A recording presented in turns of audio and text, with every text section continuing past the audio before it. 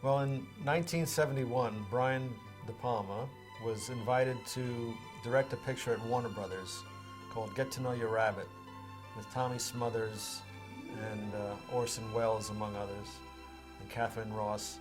And he was not able to hire me. I had cut Hi Mom with him previously, but he had to hire a studio editor, and I wasn't even in the union at that point. And he went out to LA. We were both living in New York at the time. And he went out to LA and he cut this picture with another editor. And the picture turned out to be rather disastrous for Brian. He was fired from it. And subsequently he came back to New York and he got the money to do a little independent horror film called Sisters, and he hired me to cut that. And Sisters was a fair success. Ed Pressman decided to do another film with Brian called Phantom, which was loosely based on Phantom of the Opera, and it was to be a sort of a rock musical. So during the time that Brian had been at Warner Brothers in 1971, there was another young director on the lot doing his first film, his first studio film, and his name was George Lucas. And Lucas and De Palma were the only directors on the lot who had beards. So they became friendly. And when Brian did Phantom, George saw the film. He was friends with Brian. He saw the picture, and he admired my work in it. 20th Century Fox picked up the film as a negative pickup deal, and Brian called me from LA and said, "You got to get out here. There's a tremendous amount of excitement about this picture. They're going to have a screening on the lot at 20th Century Fox, and then they're going to have a little party afterwards." So I flew out and I went to the screening and I went to the party, and at the party I met Marsha Lucas, and she said, "Oh, you're the editor? Come here, George wants to meet you." And she grabbed me by the hand and she pulled me through the crowd, and she brought me over to George, and George had just directed American Graffiti, which was huge. And I met him, and he was very unassuming. He was in blue jeans, and he had a white shirt rolled up at up to his elbows and hanging out of his pants. And he looked like a regular guy. And he said, "Boy, you did a great job." And I said, "Thank you." And then there were subsequent problems with Phantom, and it had to be retitled Phantom of the Paradise, and that's a whole other story in itself. But that's when I first came to George's attention. When I did Obsession with Brian, there were problems with that picture in terms of getting distribution. And I was working in New York, Brian was out in LA, and he was casting his next film. And we were talking on the phone quite frequently because of ideas I had about finishing Obsession. And George was casting Star Wars at the time. Brian was casting Carrie. And it turns out they were looking for actors in the same age range. So they decided to have their casting sessions together. And the actors would come in, and George would give the introductory speech, and Brian would give the closing speech. And sometimes Brian would start the closing speech before George had finished the introductory speech. And one day during a break in their work, Brian called me on the phone and he said, "George wants to speak to you." I said, "Okay." And George gets on the phone. He says, "Listen, I really love your work, and I just want to tell you that I'd like to work with you someday." He says, "I'm starting a big science fiction picture right now, and I already have an editor for it, but I'm going to be doing lots more pictures, and I'd love to have you do one after that." So I went home and I said to my wife, I said, "Well, George, wants me to work with him, but the one I'd really like to work on with him is the one he's doing now." So anyway, he went off to England to shoot Star Wars, and I cut Carrie with Brian, and I was initially unhappy about Carrie because we had done Sisters, which is a horror film, straight out thriller along the lines of Psycho. And then we did Phantom of the Paradise, which was sort of a musical slash comedy slash horror film, and it had horrific elements in it. And then we did Obsession, which was a much more high-toned romantic mystery along the lines of Vertigo. And I felt that when I read Carrie, I read about this girl who had supernatural powers, and I thought, and it was a horror film, and I thought it was a step backwards. And I'd hoped that to do more sort of higher toned films. So I was unhappy about it. I didn't really see the potential of Carrie as it read. I read the book. It was Stephen King's first novel and also the first of his works ever to be produced. And in the book, Carrie is very unattractive and clearly a victim and the kind of person that everyone would pick on. And Brian cast Sissy Spacek, who's enormously, she's beautiful and she's very sympathetic. So it really changed the whole equation of what Carrie was all about. And I hadn't really fully grasped how much fun it would be to be digging into Brian's bag of tricks, cinematic tricks. He has a great way of shooting sequences, and he has a very strong visual take on material, and it really was extremely enjoyable working on the film. Brian is great to work with as an editor because he gives you the freedom to do the first cut on your own, and then reacts to it. And I think in any job, the more autonomy you're given, the happier you are. And the other thing about Brian is that he has this great visual imagination. So sometimes he'll cover a scene all in one, or he'll make it into, the prom scene in Carrie had over 100 setups, and that was just the slow motion part that sets up the scene. So his shots are designed very much with point of view in mind, and he shoots characters and their points of view, and you're able to construct I was able to construct a scene in which all the characters and their motives are understood by showing the audience what they're seeing and how they are reacting to what they're seeing.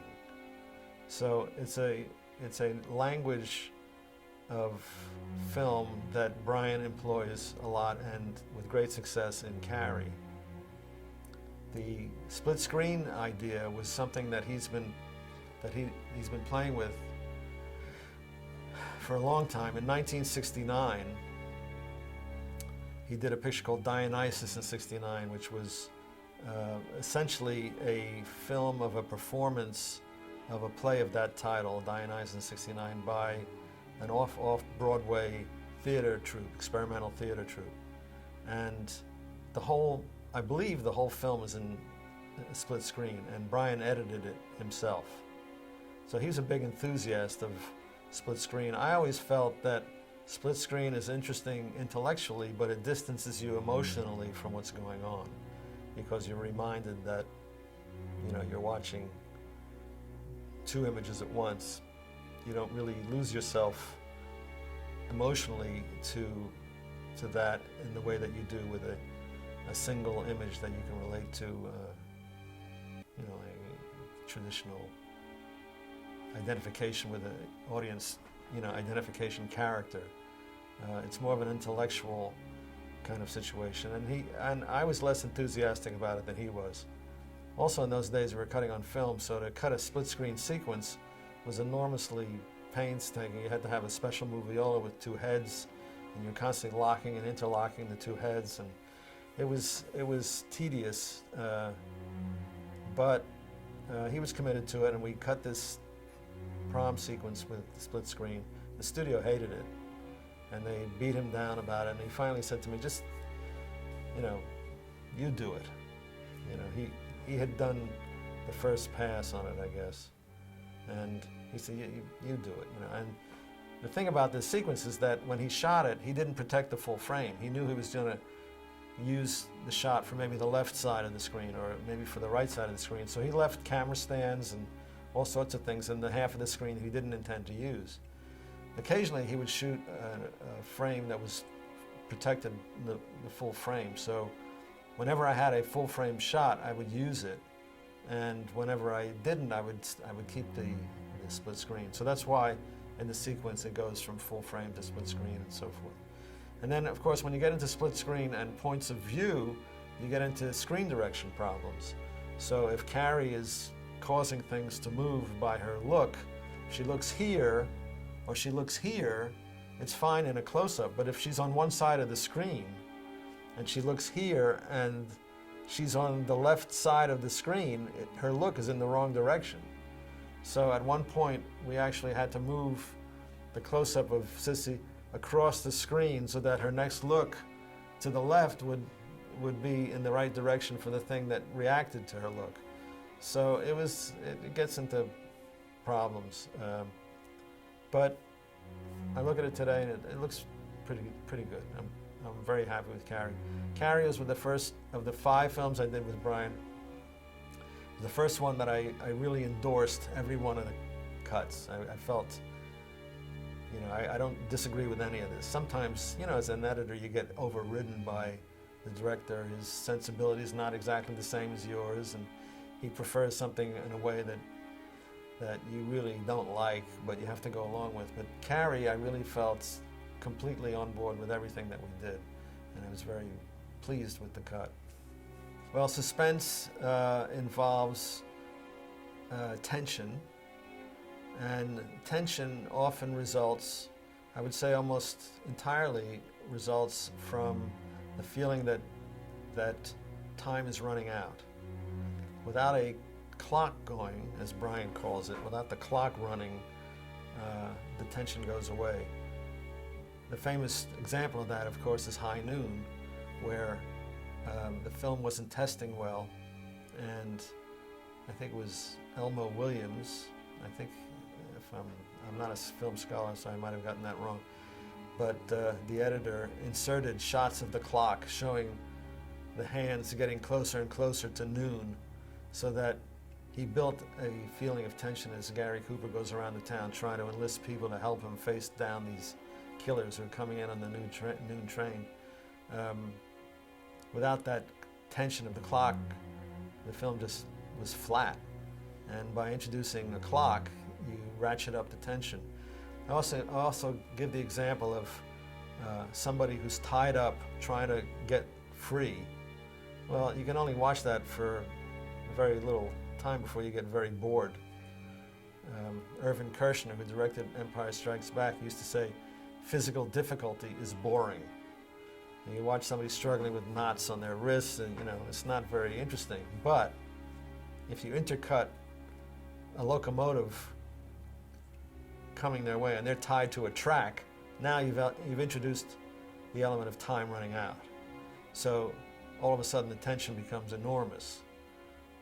So suspense depends on a feeling of time is running out. You have to have a clock going to really have it work successfully. Now you can have tension without suspense, like somebody walking into a dark room. And of course, Psycho is the great example of creating tension without suspense, where you have a terrible murder at the beginning of the movie, and then the rest of the movie, the audience is terrified it's going to happen again. So that horrible crime at the beginning sets up the tension that plays through every scene in the movie at that point. Well, I don't revisit it much. I mean, people ask me, do you watch your old movies? And I say never, because by the time I get to the end of completing a film, I'll have seen it, you know, thousands of times, and it's painful to watch. So sometimes I'll go back to it 20 years later, and like occasionally you're flipping channels or something, you come across picture. I'll come across a picture I cut, and sometimes I'll tune in just to remind myself. And sometimes I can watch it for a few minutes, and occasionally it hooks me, and I get pulled in, and I watch it all the way to the end. That happened to me, I was in Montreal, and they were showing Phantom of the Paradise in French. So I thought that was interesting to watch it dubbed into French. And when I come across Ferris Bueller, I usually get hooked into that, and I watch it through to the end. But Carrie, I would say, Carrie, I think the highlight of Carrie is the prom sequence, because it involved so many setups, and it took 2 weeks to shoot just that one scene. So it had great camera movements, and the slow motion, and the split screen, and action, and it was most memorable for me.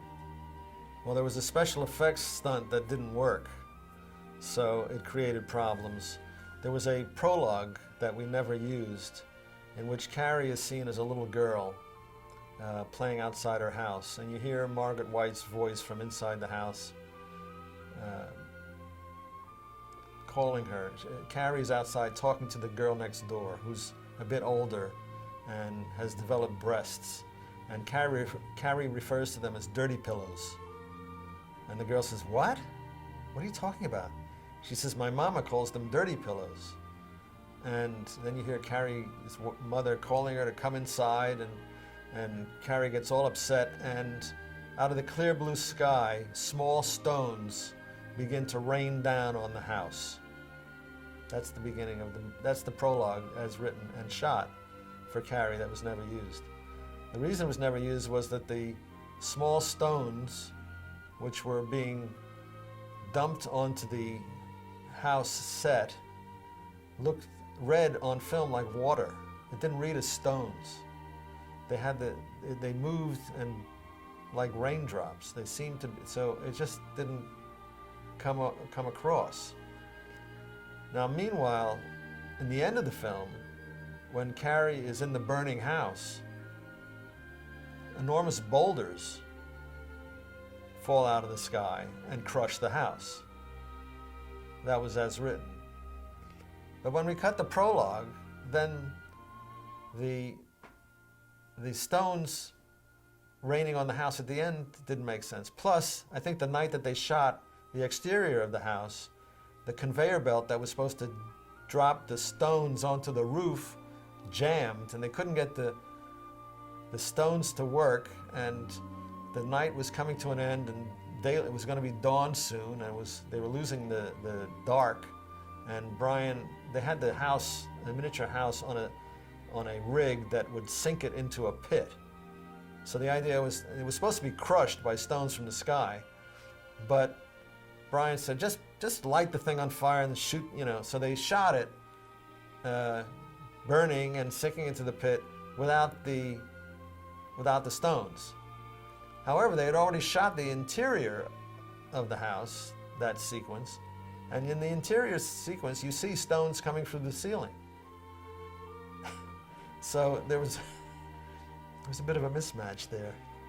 But we couldn't change the shots in the interior. So if you look at the film now, you'll see shots of stones coming through the ceiling, which is not explained in any way, and people just accept it, or they don't notice it, or whatever. So I also remember there was a scene where Betty Buckley is the gym teacher, and she's punishing the girls for having taunted Carrie in the opening scene.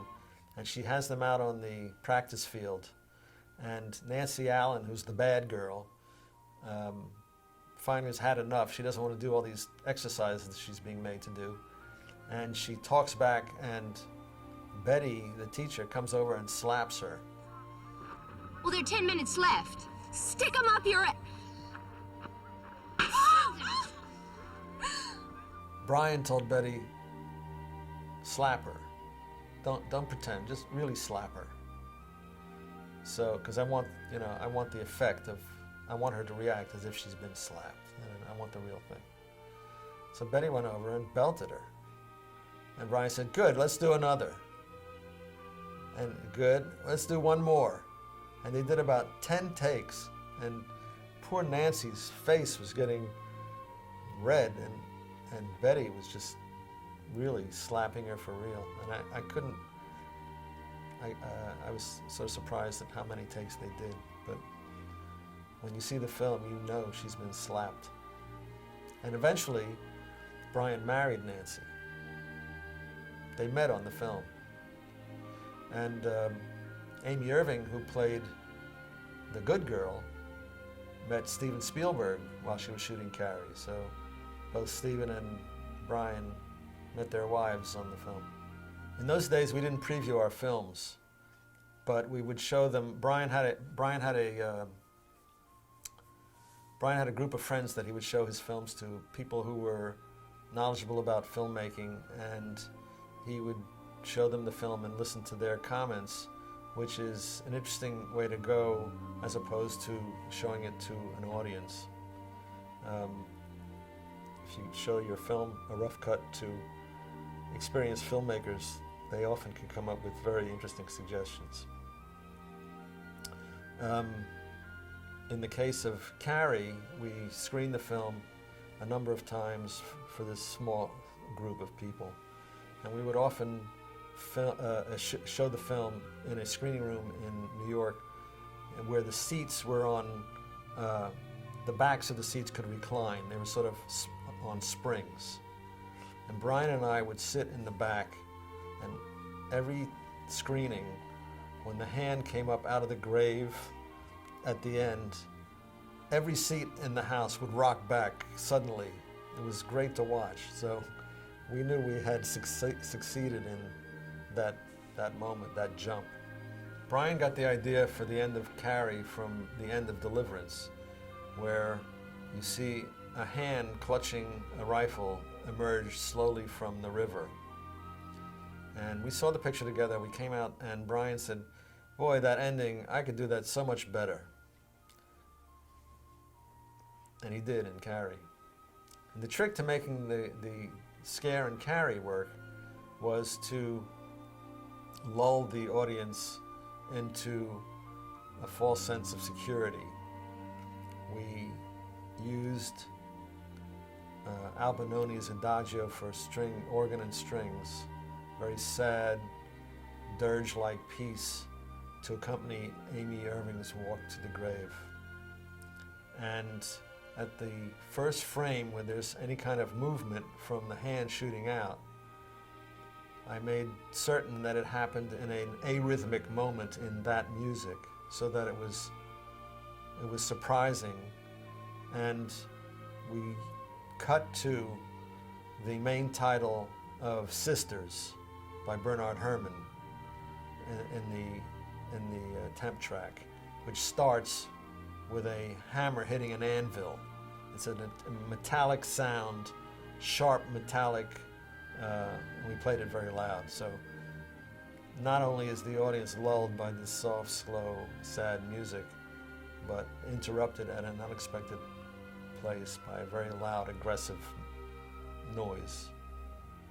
And it was very successful.